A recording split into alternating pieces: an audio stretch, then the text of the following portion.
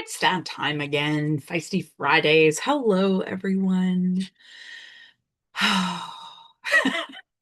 This week, I want to talk about something that is, well, quietly crippling organizations everywhere.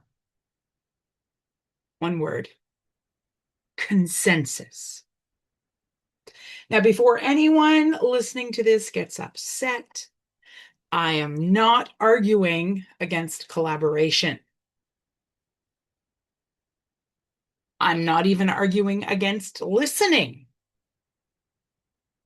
And I am certainly, as you would know, as the Feisty PM, not arguing against diverse perspectives. These things are crucial. But what I do want to argue against is the belief that good leadership means getting everyone to agree before you move. Now, if you have ever led anything meaningful, you'll actually know that consensus is impossible. And one of the biggest leadership myths that we tend to carry is that disagreement means something has gone wrong. It doesn't mean that. In fact, disagreement is often the very evidence that people are engaged enough to care. And those people are engaged enough to recognize that their voice and their vantage point matters. But the trouble we face starts when leaders become uncomfortable with the tension. And because of that tension, leaders suddenly delay the decision making. It's normal and it happens. Sometimes we maybe schedule another meeting, or we ask for more feedback in addition to the feedback we've already received. We might even invite more interest holders into the conversation because what we're trying to do is what? Build consensus. And the goal stops ultimately being making the best decision or the wisest decision. The goal sometimes just becomes making sure that nobody is unhappy. And that's where organizations can stall. I've seen it happen time and time again. And it happens in project environments constantly. Now, a difficult decision that lands on the table when the data is available, the risks are being well understood, the path forward seems reasonably clear, but all because someone doesn't like it, we stall? Just because another person on the team or an interest holder has concerns or don't see it the way that you as the leader or as others see it, doesn't mean we have to make adjustments to the plan. Before long, if we spend too much time making sure everyone feels heard, we'll actually end up negotiating with people around the edges, while progress for what we all want grinds to a halt. Why does this happen? As a leader, I'm guilty of this myself, because in wanting to leverage diverse voices, I think most of us as leaders can confuse consensus with alignment. But they're not the same thing.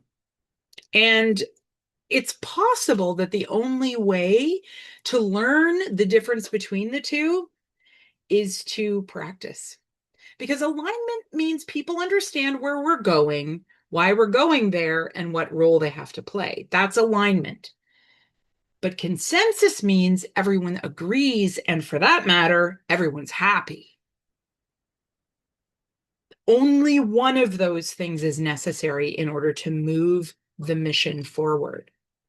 And one or the other is unrealistic. And I'm here to tell you that I think consensus is unrealistic.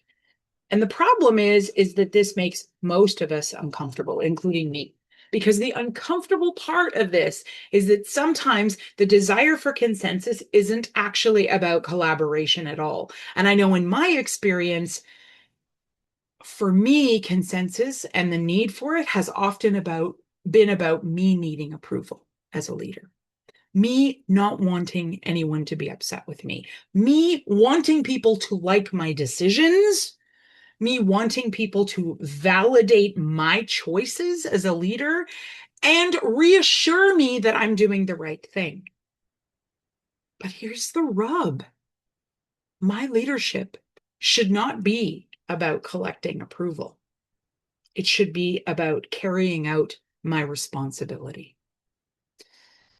And there will be moments where you've listened to every perspective, you've gathered all the necessary information, you have the data, and you still have to make a decision that some people dislike. That move, that decision, when not everybody's happy, that's leadership. And the strongest leaders that I have had the privilege to work with weren't universally loved. Most of them were trusted, but their teams didn't always agree with what they did. People knew where they stood in relationship to those leaders. People very often understood the reasoning behind why the leader made that decision. People also knew that they were going to make the decision no matter what. And that consistency created a level of psychological safety, not because everyone agreed, but because everyone understood and knew that the leader was taking the stand, holding the courage, and making the decision. So this week, here's my challenge for you and for me. I want you to look at your own leadership. I'm going to look at my own leadership and ask yourself, and I'm going to ask myself, where are you and I waiting for consensus? What decision is sitting in limbo because we're hoping disagreement will just magically disappear? What conversation keeps getting deferred because we know somebody isn't necessarily going to like the outcome? Maybe the next step that you and I need to take is not another meeting. Maybe the next step we need to take is we need to make the decision and know full well that that movement does create trust. You know, organizations don't need leaders who can endlessly facilitate discussion.